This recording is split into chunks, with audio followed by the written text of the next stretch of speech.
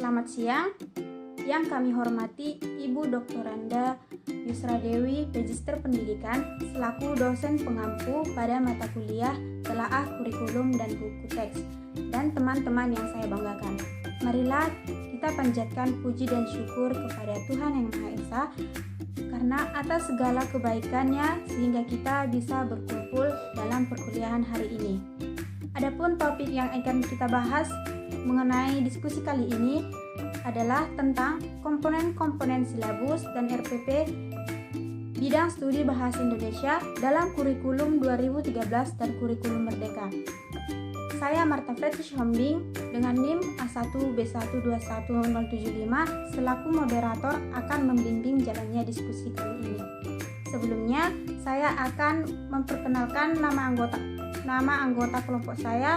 Yang pertama ada Ilsa Febrima dan yang kedua ada Nur Fatma Lismasari. Pembahasan materi pertama akan dibahas oleh Ilsa Febrima. Baiklah, terima kasih moderator. Saya Ilsa Febrima yang akan membacakan materi yang pertama, yaitu mengenai pengertian silabus dan RPP. Muklis 2008 menyatakan bahwa RPP adalah rancangan pembelajaran mata pelajaran per unit yang akan diterapkan guru dalam pembelajaran di kelas. RPP menjadi pegangan yang sangat membantu guru untuk melakukan proses pembelajaran secara tertata. Sedangkan silabus adalah rencana pembelajaran pada suatu dan atau kelompok mata pelajaran atau tema tertentu yang mencakup standar kompetensi, kompetensi dasar, materi pokok atau pembelajaran, kegiatan pembelajaran, indikator, penilaian, alokasi waktu dan sumber atau bahan atau alat belajar. Silabus merupakan penjabaran standar kompetensi dan kompetensi dasar ke dalam materi pokok atau pembelajaran, kegiatan pembelajaran, dan indikator pencapaian kompetensi untuk penilaian. Itu menurut BSNP 2006. A. Komponen silabus bahasa Indonesia kurikulum 2013. Berikut merupakan komponen silabus kelas 10 sampai 11 SMA atau SMK, yaitu yang pertama identitas mata pelajaran, kedua identitas satuan pendidikan, ketiga kompetensi isi atau KI, keempat kompetensi dasar atau KD, kelima indikator pencapaian kompetensi, keenam materi pokok, ketujuh kegiatan pembelajaran, 8 penilaian, 9 alokasi waktu, dan 10 sumber belajar. Sekian dari saya kembalikan kepada moderator. Baiklah, materi selanjutnya akan saya bahas sendiri. Ada kompetensi inti. Yang pertama, menghayati dan mengamalkan ajaran agama yang dianutnya. Yang kedua, menghayati dan mengamalkan perilaku jujur, disiplin, santun, peduli, bertanggung jawab dan responsif, dan proaktif dalam berinteraksi secara efektif sesuai dengan perkembangan anak di lingkungan keluarga, sekolah, masyarakat, lingkungan alam sekitar, bangsa, negara, kawasan regional, dan kawasan internasional. Yang ketiga ada memahami, menerapkan, dan menganalisis pengetahuan faktual, konseptual, prosedural, dan metakognitif berdasarkan rasa ingin tahunya. Yang keempat ada tentang ilmu pengetahuan, teknologi, seni budaya, dan humaniora dalam kawasan kemanusiaan, kebangsaan, kenegaraan, dan peradaban terkait fenomena dan sesuai dengan bakat dan minatnya untuk memecahkan masalah. Yang kelima ada mengelola, menalar, menyaji, dan mencipta dalam ranah konkret dan ranah abstrak terkait dengan pengembangan dari yang dipelajari di sekolah secara mandiri serta bertindak secara afektif dan kreatif dan mampu menggunakan metode sesuai dengan kaidah keilmuan. Baik, dalam materi ini kita bisa lihat dalam tabel berikut, yaitu ada kompetensi dasar. Dalam kompetensi dasar kita bisa lihat dalam 3.10, yaitu pengajuan dan penawaran dan persetujuan dalam teks negosiasi lisan maupun tertulis. Yang kedua ada materi pokok. Dalam materi pokok isi teks negosiasi terdiri atas 4, yaitu ada pengesahan, yang kedua ada pengajuan, yang ketiga ada penawaran, dan yang keempat persetujuan atau kesepakatan yang akan dicapai.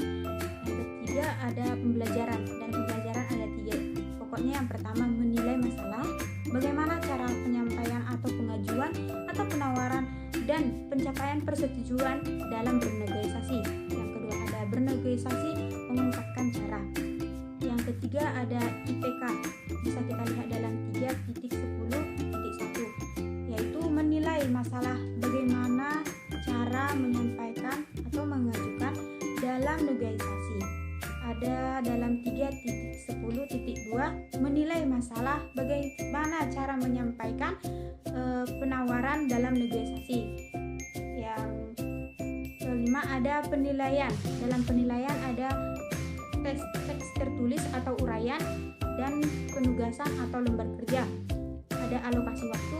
Dalam alokasi waktu 6 kali 45 menit. Dan ada yang terakhir sumber belajar.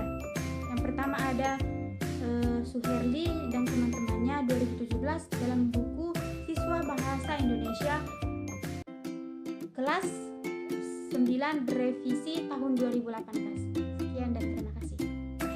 Baiklah, saya Nur Fatmalis Nasari dengan NIM A1B1210071 akan melanjutkan bacaan materi. Selanjutnya B. Komponen silabus kurikulum merdeka.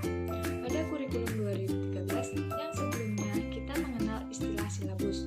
Namun, pada kurikulum merdeka kita mengenal istilah alur tujuan pembelajaran yang disingkat ATP kurikulum merdeka. ATP pada kurikulum merdeka memiliki fungsi yang sama dengan silabus. Tujuan pembelajaran idealnya terdiri dari 2 komponen, yaitu kompetensi sikap, pengetahuan dan keterampilan yang dapat dilaksanakan oleh siswa, dan konten ilmu pengetahuan yang perlu dipahami oleh siswa. Prosedur dalam menyusun ATP kurikulum merdeka SMA adalah sebagai berikut. Yang pertama, menganalisis capaian pembelajaran. Yang kedua, mengidentifikasi kompetensi. Yang ketiga, merumuskan tujuan pembelajaran. Yang keempat, mengidentifikasi elemen. Yang kelima, kegiatan pembelajaran. Kemudian yang C, RPP kurikulum 2013. Secara umum, rencana pelaksanaan pembelajaran atau RPP terdiri atas komponen-komponen berikut. Yang pertama, identitas sekolah, yaitu nama satuan pendidikan. Kedua, identitas mata pelajaran atau tema atau subtema. Yang ketiga, kelas atau semester. Yang keempat, materi esensial atau pokok. 5. Alokasi waktu. 6. Tujuan pembelajaran. 7. Kompetensi inti. 8. Kompetensi dasar dan indikator pencapaian kompetensi. Yang 9. Materi pembelajaran. 10. Metode pembelajaran. 11. Media pembelajaran. 12. Sumber belajar. 13. Langkah-langkah atau skenario pembelajaran. 14. Hasil belajar.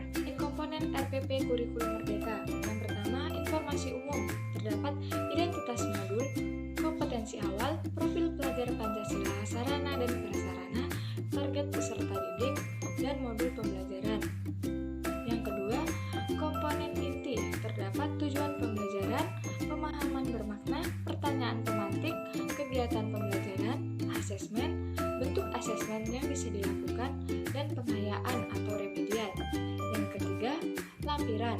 Terdapat lembar kerja peserta didik, bahan bacaan guru dan peserta didik, glosarium, dan daftar pustaka.